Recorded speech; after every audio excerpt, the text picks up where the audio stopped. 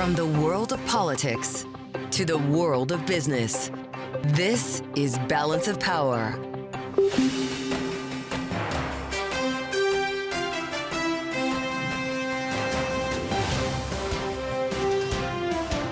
Live from Washington, D.C. From Bloomberg's Washington, D.C. studios to our TV and radio audiences worldwide, welcome to Balance of Power. Alongside Kaylee Lyons, I'm Joe Matthew. President Trump greets the Irish Taoiseach at the White House with a reception for this hour. Trade dominating the conversation after Europe's retaliation against U.S. metals tariffs that went into effect at midnight. The European Union's been very tough, and it's our turn, too. You know, we get a turn at that also. We'll have more on the potential inflationary impact of tariffs with Mark Zandi of Moody's Analytics, as markets also gauge the economic risk of a possible government shutdown this weekend, with Senate Minority Leader Chuck Schumer now vowing to block Republicans' funding plan. And Trump says he hopes it won't be necessary to pressure Russia to accept a ceasefire in Ukraine ahead of his envoy Steve Witkoff's meeting with Vladimir Putin this week. Former commanding general at U.S. Army Europe Ben Hodges joins us this hour with more. Thanks for being with us on the late edition of Balance of Power. While meeting earlier today with the Irish Prime Minister, the Taoiseach in town at the White House today, President Trump provided this update regarding tariffs. As you know, we're going to be doing reciprocal tariffs. So whatever they charge us, we're charging them.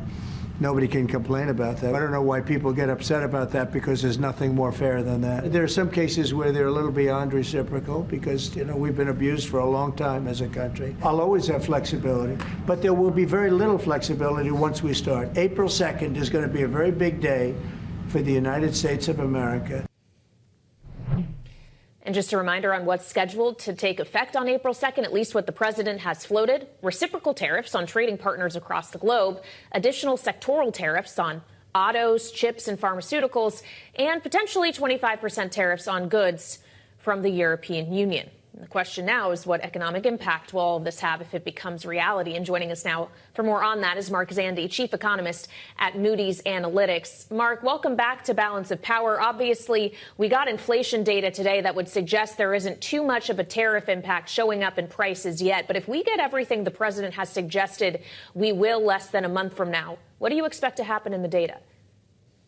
Not good. That would raise the effective tariff rate. If he followed through on everything he says he's going to follow through on, that would have raised the effective tariff rate from the 3% that prevailed prior to his administration, to the second administration, to well over 10%. And that would result in some combination of higher inflation, higher interest rates, and weaker economic growth. So just to give you a rule of thumb, for every percentage point increase in the effective tariff rate, that would add 0.1% to consumer price inflation in the subsequent year. So if we go from 3, let's just do the arithmetic, go from 3 to 10, that's an increase of 0.7. That's the kind of increase you would expect in the consumer price index. So we go from, say, 3% CPI inflation, that's the data we got today, to 3.7% over the course of the year. Well, we keep hearing the R word this week, Mark, and I see you're using it on Twitter. It's been interesting to follow what you're writing here. You say the risks of a recession starting in the coming year are uncomfortably high and rising, putting them at 35%, up from 15% at the start of the year. And you said something interesting. Unless the presidential pen is away soon, you talk about the risk of the pen here, the economy will come off the rails later this year. Does that suggest that the on-again, off-again kind of gaming that we're seeing right now might not have a long-term economic effect? How much time does this president have to play with? Well, Joe, if he follows through on all these tariffs, we go to that 10% effective tariff rate, and that happens on early April, and we stay there, for more than a few months. I think that would be enough to push the economy into recession, at that point. Now, I'm hopeful that, this is still a process and negotiation, that push comes to shove, that everyone will find a way to bring those tariffs back in before that actually happens. Thus, my probability of recession is still below 50%.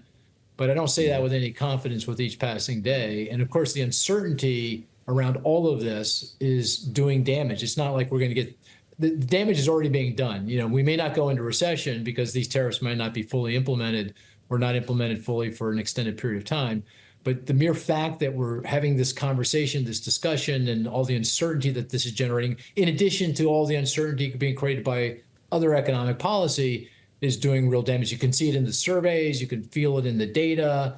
It's happening. It's already, we haven't gone off the rails yet, but, if things don't change soon, that's very likely what will happen.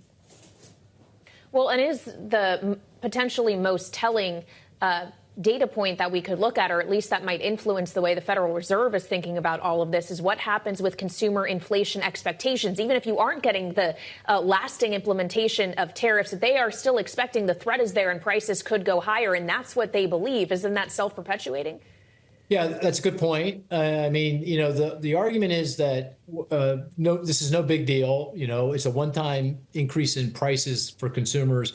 That's the end of the story. Well, maybe, or maybe not. I mean, if people expect inflation to be higher, as you say, consumer and bond market inflation expectations rise, then that one-time increase could translate through to higher wage demands and ultimately higher prices for other goods and services, and you're off, spinning into higher rates of inflation. And clearly, the Federal Reserve is very concerned about that. And when they list the things the Fed looks at when making a decision around interest rate policy, it's unemployment, it's inflation expectations. So they do matter, quite a bit. There's other indicators I'm looking at, consumer confidence, what's going on with layoffs, the, unemployment insurance and claims for unemployment insurance are also good things to be watching. But you're right, consumer inflation expectations is another really good barometer.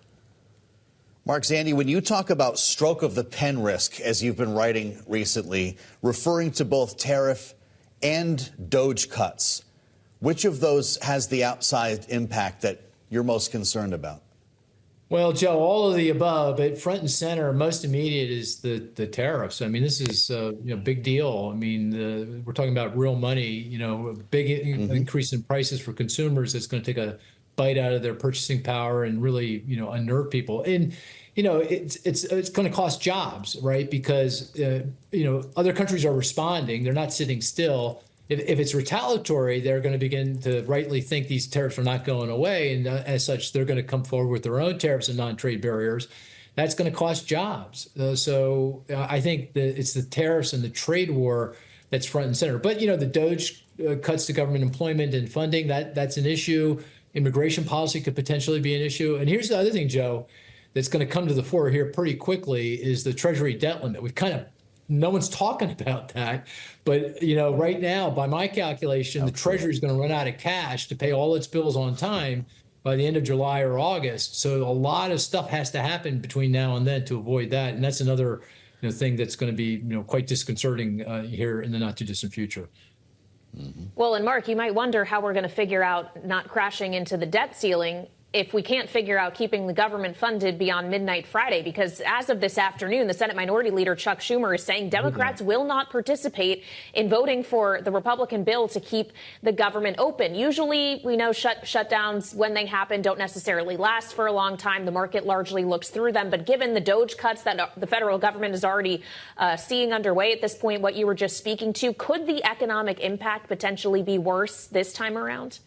Yeah, certainly could. You're right. I mean, historically, government shutdowns last for a very short period of time because the politics aren't very good for the party that gets blamed by the electorate for the shutdown. So that pressure comes to bear pretty quickly, and that causes the parties to come together and find a way to keep the government running and the economy moving forward. But you're right. This is a very special time. A lot of moving parts, a lot of hard feelings on both sides, and the political process could break down, and this could do more damage. I'm not expecting that. I think, ultimately cooler heads will prevail, and we'll get a budget, and the government will remain. It may close for a little bit of time, but not close for a time where it does too much damage. But I don't say that with a whole lot of confidence. We only have about a minute left here, Mark, so I don't want to get too abstract on you here. But when the White House starts talking about creative destruction, essentially this short-term pain for long-term gain, I wonder how you see it, because the markets clearly aren't pricing in something of a recovery 6 months from now. How long would it take for the economy to adapt to whatever this framework is that the administration is pursuing? Well, I mean, the economy is resilient. We got a great economy. If we just leave it alone, it produces lots of jobs, it keeps unemployment low, creates a lot of wealth. But we're not leaving it alone. So, that's going to, create, that's the damage here is accumulating, very, very, very quickly. Joe, I don't really get the argument that we need a little bit of pain for a long-term gain. Maybe in the context of the Doge cuts, you could say, hey, look, we're trying to get the deficit and debt in. And I don't agree with the way this is happening. I don't think it's productive, but okay, maybe. But with the trade war, I don't get it. What gain? I mean, I think everyone loses here and loses in a big way, both in the near term and the long run. So I'm having a hard time getting my mind around that phrase in the context of a trade war. It's good to see you again, Mark. He's chief economist at Moody's Analytics. Of course, Mark Zandi with us on Bloomberg. Coming up, the Education Department is now pushing to terminate half its 4,000 employees. We'll look next at how the Doge cuts will impact the agency on Balance of Power on Bloomberg TV and radio.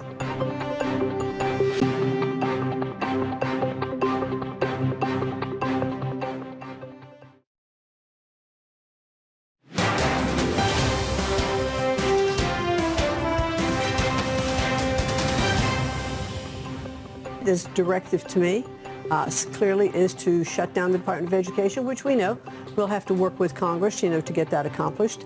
But what we did today was to take the first step of eliminating what I think is bureaucratic bloat. And that's not to say that a lot of the folks, it's a humanitarian thing too. A lot of the folks that are there, they're out of a job.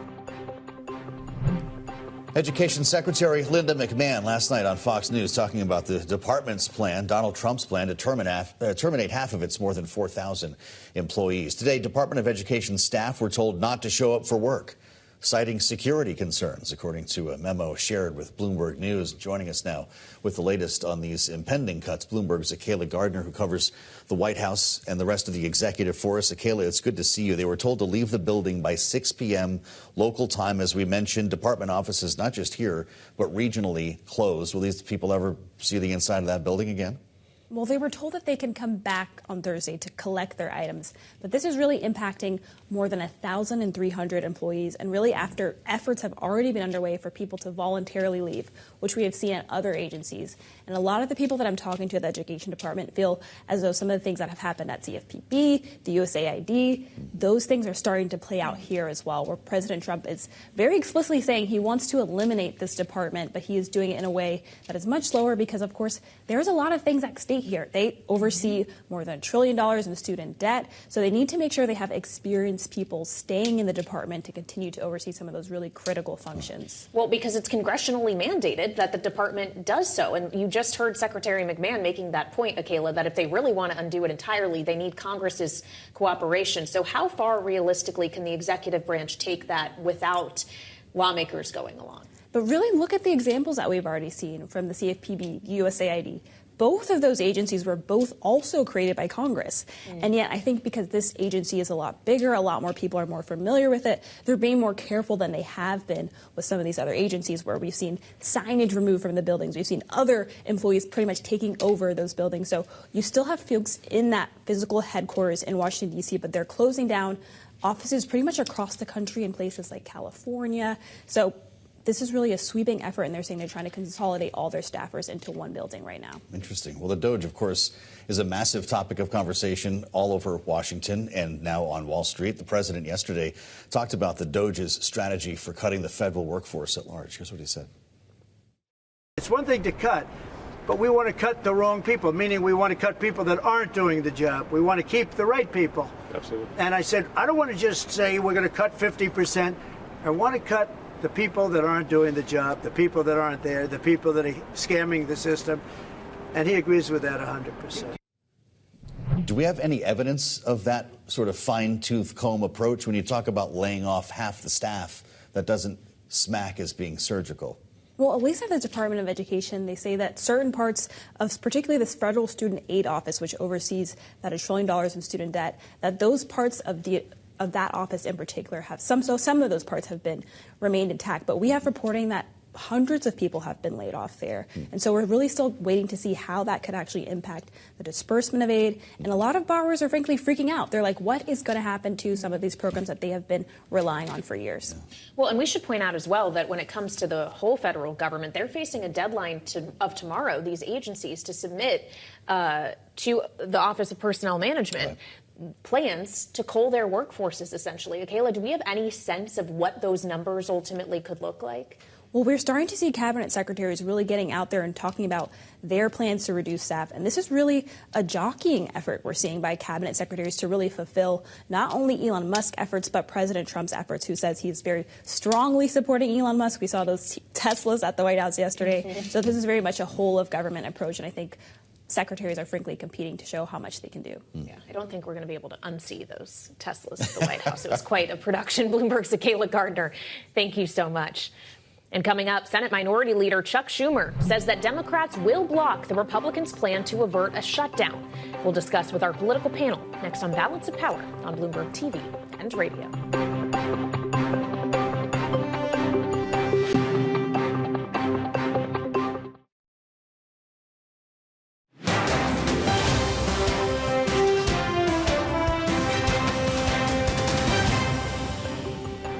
Our caucus is unified on a clean April 11th CR that will keep the government open and give Congress time to negotiate bipartisan legislation that can pass.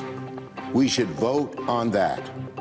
I hope our Republican colleagues will join us to avoid a shutdown on Friday. That was Senate Democratic leader Chuck Schumer earlier this afternoon, saying his party will block a Republican spending bill that would avert a government shutdown beyond midnight Friday. He urged his Republican colleagues to accept a Democratic plan that would provide a 30-day funding extension instead. Joining us now for more here on Bloomberg TV and radio is our political panel. Brad Howard, founder of Corcoran Street Group and Democratic strategist, alongside Maura Gillespie, Republican strategist and founder and principal of Blue Stack Strategies.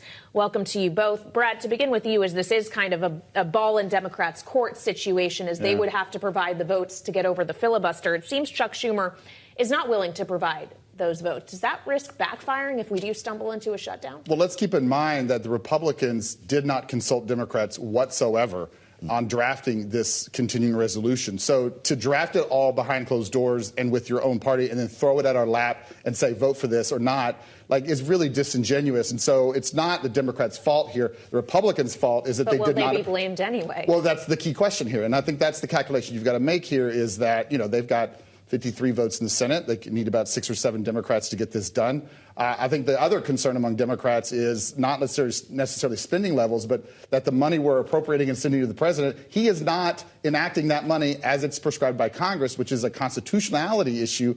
And with no oversight from congressional Republicans, we're very reluctant to give this president more money that he can use on whatever he wants, or not at all. Maura, where are you on the blame game and motivations here? It's a different world when you're in the chamber that votes last, right? It's one thing to be a Democrat in the House, but if you're a Democrat in the Senate right now, you could potentially be blamed for forcing or allowing the government to shut down. Is that how this is going to play out? Not potentially being blamed. You're absolutely being blamed, because what's happening is just a 2019 version of what Trump tried doing. Having a shutdown for the sake of having a shutdown. To do what? There's nothing that's going to be gained. Democrats are not going to get anything out of doing the shutdown other than the blame of the American voters and a bit of hypocrisy, because they're angry at Elon Musk for cutting out the federal workforce and cutting jobs. Well, by having a government shutdown, you're effectively also preventing federal workers from going to their job, going to work, and getting their paychecks.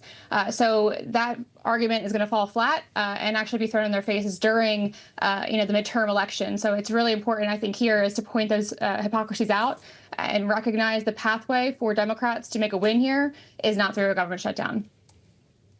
Well, there's a question about the federal workforce. There's also a question more locally here inside the bubble about the workforce in Washington specifically, Brad, because one thing that this continuing resolution would do is actually take money away from the D.C. budget that had already been passed by Congress. Not take it away from D.C. Yeah. The money that is in our budget is locally generated revenue. It comes from parking fines. It comes from district local taxes. But our budget has to be approved by Congress because we are not a state. That budget was approved for the entire fiscal year, which ends September 30th. They are now switching mid-course, taking our money and taking it away from us. And so if that happens, if the Senate and the president enact this, what happens is $1 billion, with the B, dollar shortfall for district residents. That is fire, that is police protection, that is road repairs, homeless services, drug therapy, school kids that have, special ed needs, all around, all the district things are affected.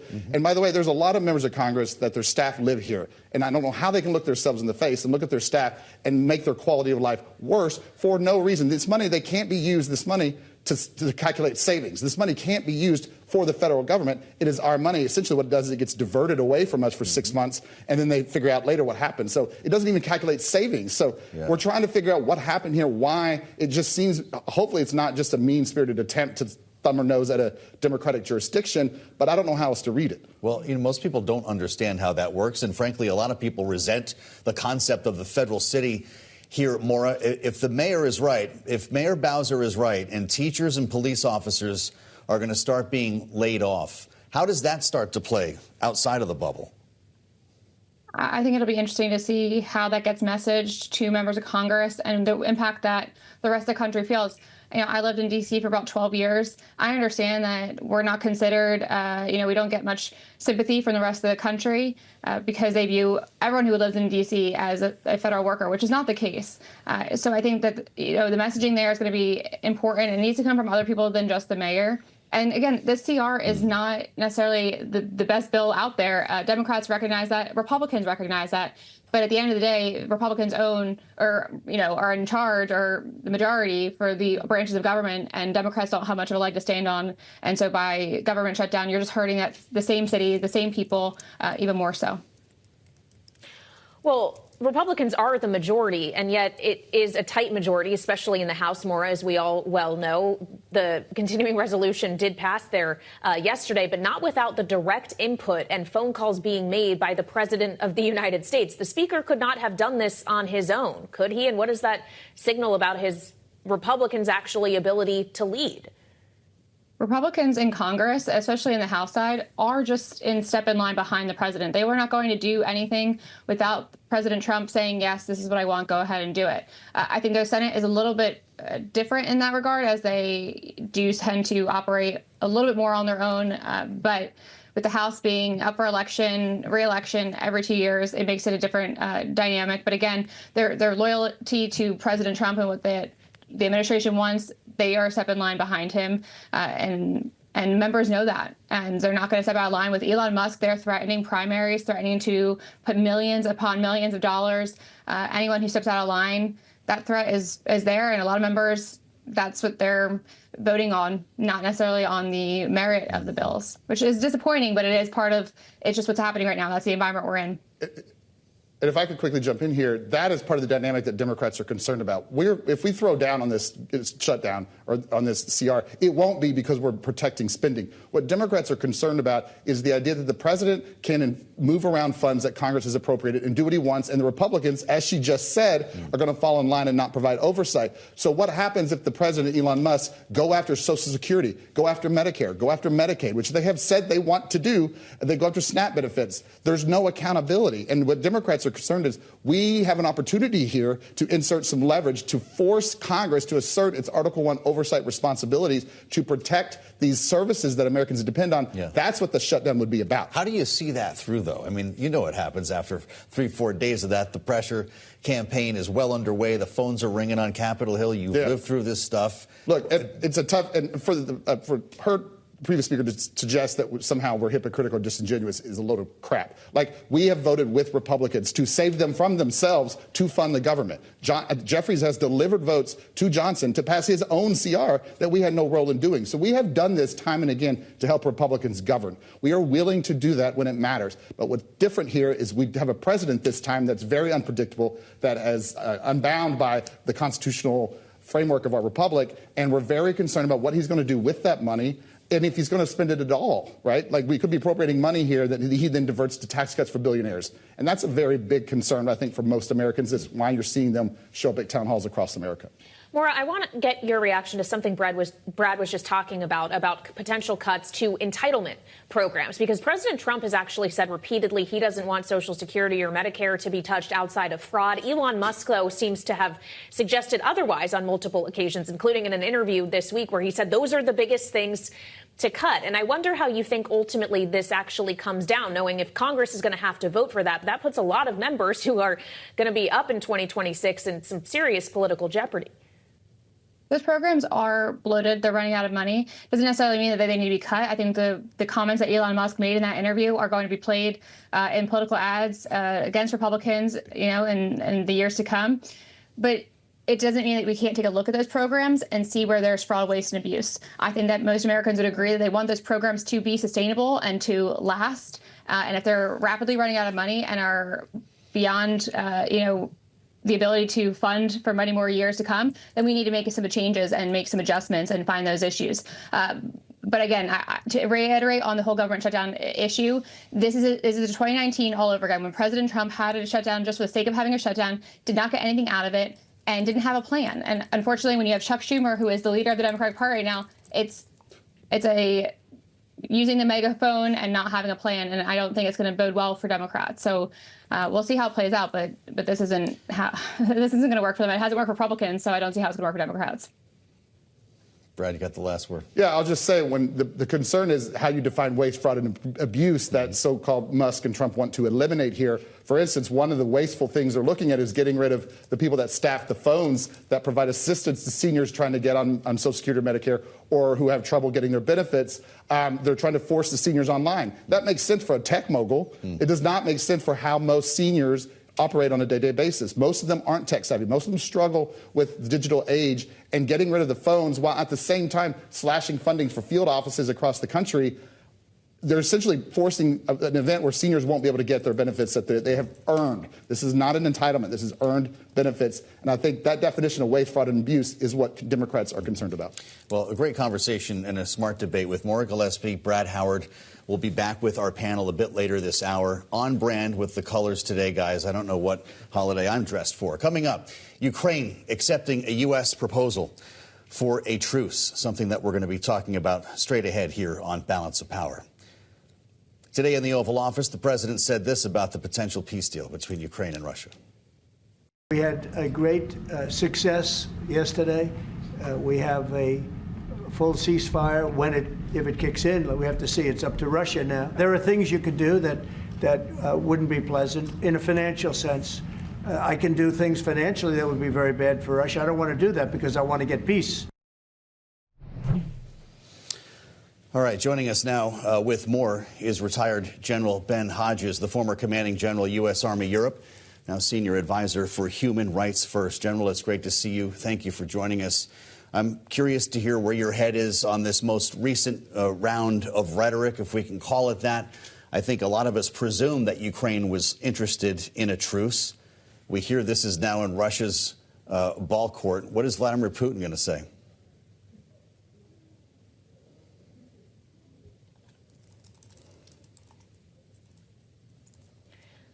I think we're right. I'm having trouble hearing the general. We'll reconnect with General Hodges here. Apologies, sir. Why don't we spend some time with Dan Flatley, who's reporting on this on our national security team here in Washington. Dan, thanks for your patience. The latest on this, unchanged from about 24 hours ago. When will we hear from Moscow? Right. Well, we're expecting to hear from Moscow sometime in the next 24 to 48 hours. And really, Joe, as you were just saying, the onus is now really on Russian President Vladimir Putin in these talks. Now, that's a precarious position for the U.S. and the Ukrainians to be in because, Putin has given no indication that he is ready to accept the terms as we understand them thus far, this 1 month ceasefire.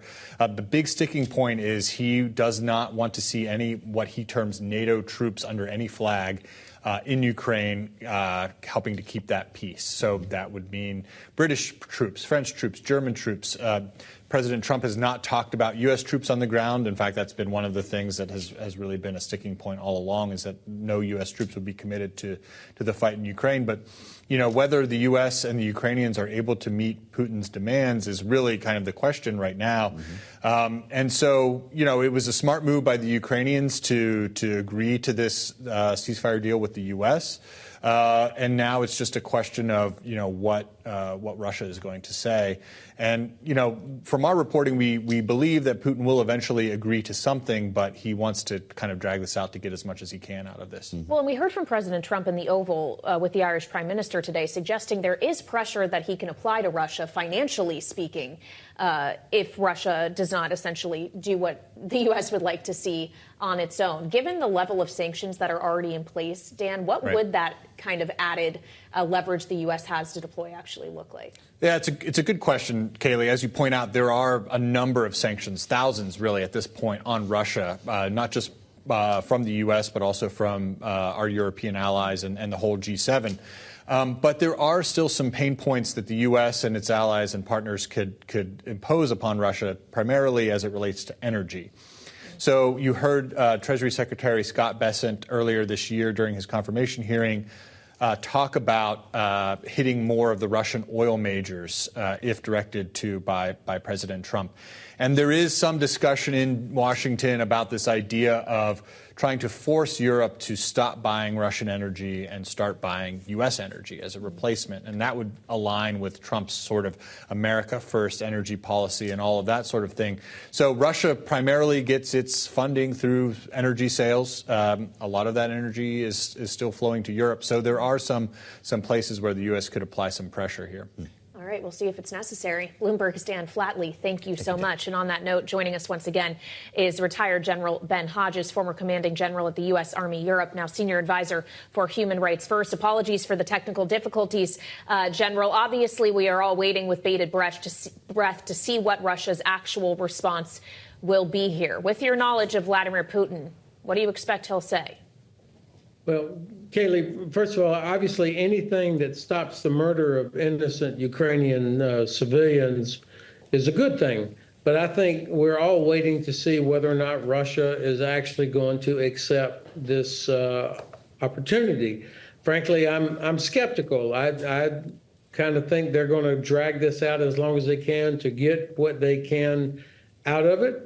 I don't believe anybody seriously expects Russia to live up to any sort of ceasefire agreement unless there is a force in place that will compel them to do so.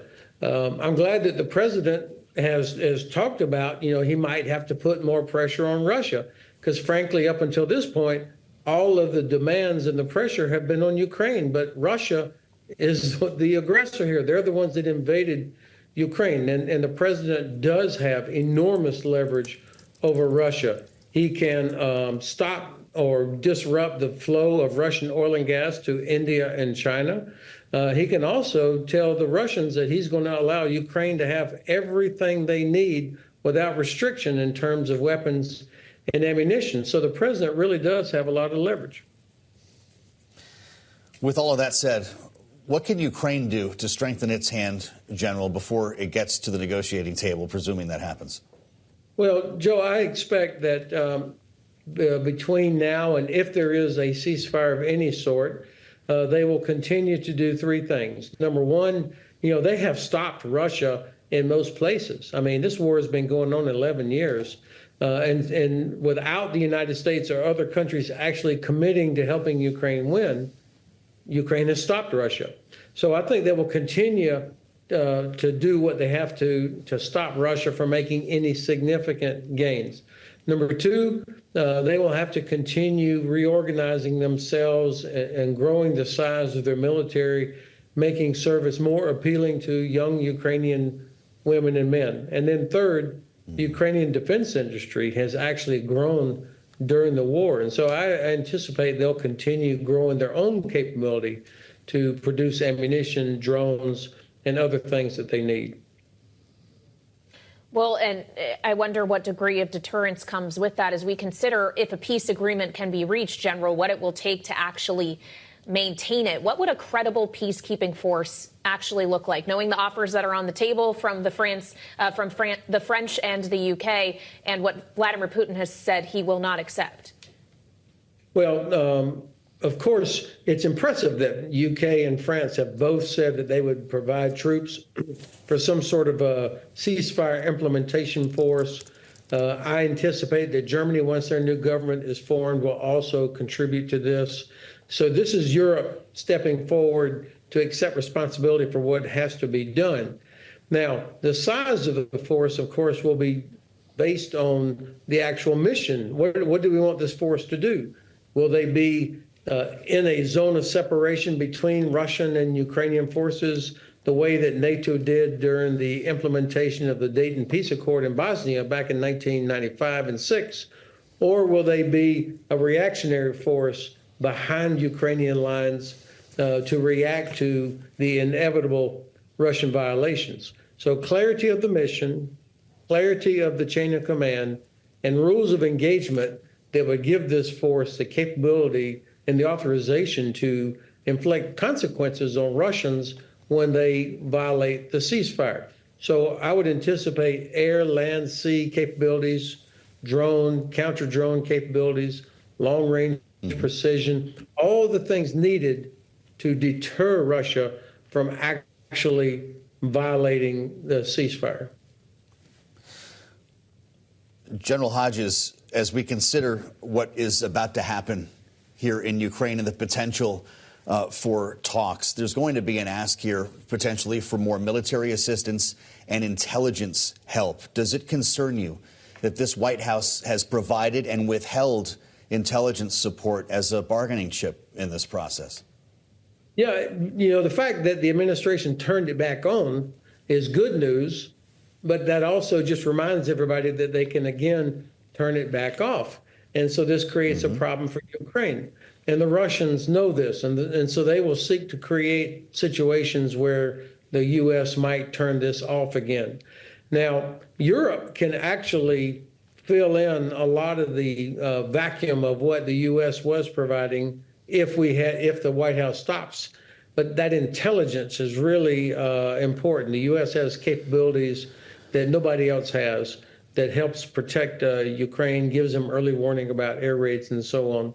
So this is important, at least for now, until we find other ways to help Ukraine defend themselves. The bottom line is that the Russians are not interested actually in a peaceful outcome here. The Kremlin has never stepped away from their stated objectives of the destruction of Ukraine or the idea of a state of Ukraine. They have not changed any of that. And we need to be clear-eyed about it. I think what the president is trying to do, I take him sincerely that he wants to stop the fighting. But the best way to stop the fighting is to put pressure on the one side that has caused all the fighting, and that is Russia. So I see sort of three phases. Phase one is the preparation. That's where we are now. All of these conversations in Riyadh, in Brussels, in Kyiv, in the Oval Office, and Paris, and London.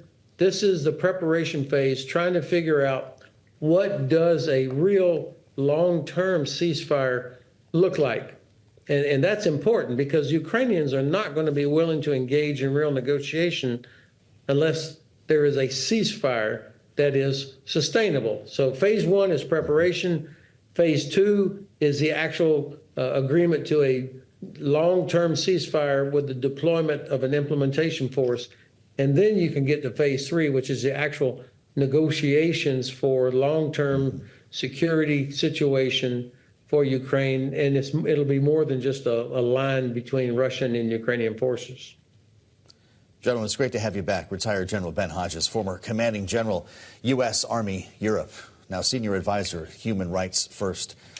We thank you for the insights. Coming up, President Trump set to host the Prime Minister of Ireland once again at the White House. Now that they're back from Capitol Hill for a St. Patrick's Day reception, there's a live view of a very crowded and green East Room. On Bloomberg TV and on YouTube, our political panel will have more with us next on Balance of Power on Bloomberg TV and radio.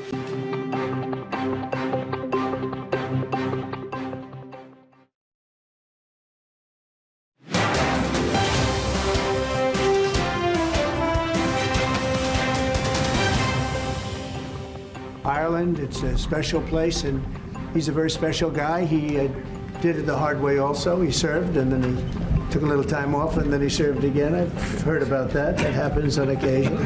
Thank you, President. It's a great honour for me to be here to celebrate St. Patrick's with you. Right. And I thank you for your hospitality. President Trump with the Taoiseach earlier today in the Oval Office. We brought you that conversation on Bloomberg TV and radio, with the president now set to host a follow-on reception for St. Patrick's Day with the Irish Prime Minister. That'll take place shortly in the East Room of the White House. And back with us this evening's political panel, Brad Howard, founder of Corcoran Street Group, our Democratic strategist, alongside Republican strategist Maura Gillespie, founder, principal of Blue Stack Strategies. Great to have both of you with us here. Maura, the importance of this occasion has a lot to do with the timing here. This is the first European leader to sit down at the White House with the president since Volodymyr Zelensky's meltdown with Donald Trump and J.D. Vance in the Oval Office. It also coincides with these retaliatory tariffs coming from the EU today. So far, no chippy words, though. They seem to be getting along well. Is this an important display of international politics? It's definitely a good moment for the president and the vice president to be so welcoming to the Taoiseach. I think it's an important event that happens on Capitol Hill. I know when I worked for Speaker Boehner, it was one of my favorite events, the Friends of Ireland Luncheon. It's a nice bipartisan event. Obviously, with Irish American heritage, it's a nice moment for members to enjoy celebrating as it falls around St. Patrick's Day, which is coming up on Monday. And so this moment was good for all parties, essentially, because it gave them a chance to show what a good friendship Ireland has with the United States. Well, and as we speak, if you're with us on Bloomberg TV or on YouTube, we're showing you President Trump entering the East Room of the White House with the Irish Prime Minister for this reception. Again, there's a lot of green in the room, just like Maura and Brad have on for the show this evening. Let's listen in, if we can, to the remarks from the president. A lot of very, very good Irish friends. But thank you all for being here. Even though it's still a few days away, I want to be the first to wish each and every one of you a very happy St. Patrick's Day. It's a big day. And as a lifelong New Yorker, nobody knows the Irish better than me. I know too much about the Irish. So let me begin by saying I really do. I love the Irish. I've had great, great friends over the years, and I love the Irish, special people. And I've been to Ireland many times. I have a lot of property in Ireland, actually, and it does very well, so I like it. If it didn't do well, I wouldn't like it. But I'm always struck by the awesome beauty of the Emerald Isle and the strength and warmth and grit and grace of the Irish people. Very few people can compare. Today, we're delighted to welcome Taoiseach Micheál Martin, a very special man doing incredibly well and very popular, and his beautiful wife, Mary. And I want to thank you both for being here. The first official visit to the White House. So thank you very much for being here with us. Thank you. Thank you.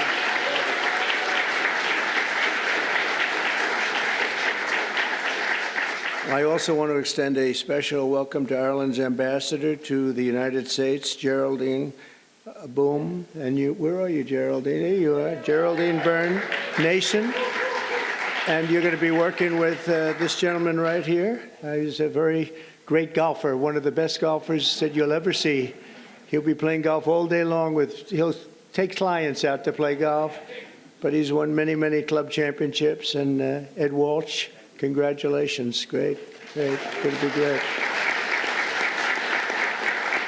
We're grateful also to be joined by the members and many members of our cabinet, proud Irish Americans, Sean Duffy and Robert F. Kennedy Jr. Where's Robert F. and Sean? Hi, Bobby. I knew that, let's see, Duffy we knew and Kennedy we knew. Some of you I wasn't as sure. Pam Bondi, I don't know. Are you Irish? Are you Irish? President Trump there live in the East Room having some fun on what is a St. Patrick's Day celebration with the Taoiseach, the Irish Prime Minister, in town today, having spent a good deal of time with the president earlier in the Oval Office, then on their trip for the reception on Capitol Hill that Maura Gillespie referred to. We're still with our panel, Maura Gillespie and Brad Howard. Does this give you a sense that this was a successful visit? I mean, the last time we saw a European leader in the Oval Office was Volodymyr Zelensky. We know how that ended. Yeah, I would give him a little credit for in the middle of a war. There's a lot of things to take. But a lot of these European leaders have figured it out, right? Macron, the new Prime Minister of the UK, and of course here in Ireland, there's a delicate dance you have to do with President Trump. He's very sensitive to a lot of issues that most presidents normally wouldn't be sensitive about, and I think most of them know how to do it. I think there's press reporting that the UK and the French leaders are trying to counsel the Ukrainian president on how to deal with Trump. Yeah. I've been to Ireland. There's a special connection between the U.S. and Ireland. My favorite part of there is they have a bar right off the House floor, which we came back and tried to advocate for here in Congress. They're one of only 2 countries in the EU now that have English as their official language. I think it's Ireland and Malta. But Ireland is a kind of who we got to work with in terms of EU relations, I think, along with the UK. And I think they're going to play a critical role in being a facilitator here as we deal with the president's inconsistent trade policy, we'll put it that way. Well, and yet one thing is consistent is that he just doesn't like deficits, and he didn't make a secret about it today, Brad, that Ireland has a big trade surplus with the United States, suggesting that he's not going to spare anyone that applies to. What does it take diplomatically to actually work your way out of it when his way of thinking is that things need to be fair? Yeah, and it's not just with the president. It's not just data and evidence and empirical research. You can't win an argument that way really with him. You have to feel like he's getting a win so that he can say that on behalf of the American people. And so I think Ireland's got to figure out a way to give him a win. I think the UK Prime Minister came in and presented a very special invitation on behalf of the King, stuff like that. That is very much Trump's appeal and approach and connect with. So I'm sure they're clever enough to do that, culturally. I think this is a good start, and I think the president, comes from New York, where the Irish heritage is even very strong, and so I think there's a lot of fundamentals that are good for the relationship if they can figure out how to finesse and give him a win that makes him feel, good. Sure. Yeah, Maura, will this relationship, as strong as it may appear to be today, last beyond April 2nd? Yeah, I think that the president, as he mentioned in his opening remarks, he's got a lot of people in his orbit that have strong ties to Ireland. And so you imagine he doesn't want to make enemies with his inner circle of people or his friends back in New York. But I also think that people largely view Ireland as an important ally, largely too because of the good-natured relationship that we share with them. Well, they're about to get reciprocal tariffs, though, right? And he did make mention of the EU issues sitting right there in front of the Taoiseach, and you could see that the Taoiseach was a little bit uncomfortable about that and not necessarily as responsive. And maybe that's a afterwards conversation or a conversation that will happen between his staff and the administration, the White House administration, because I think that, again, to Brad's point, learning how to navigate and being able to navigate publicly with the president and his inconsistencies and how he likes to show up, to put it, and be flattered is typically how best to handle Donald Trump. I think that maybe that's a conversation between staff to have in the back end of conversations as opposed to in front of the cameras and for us to watch play out. Well, and we've seen a lot of people have to do this now.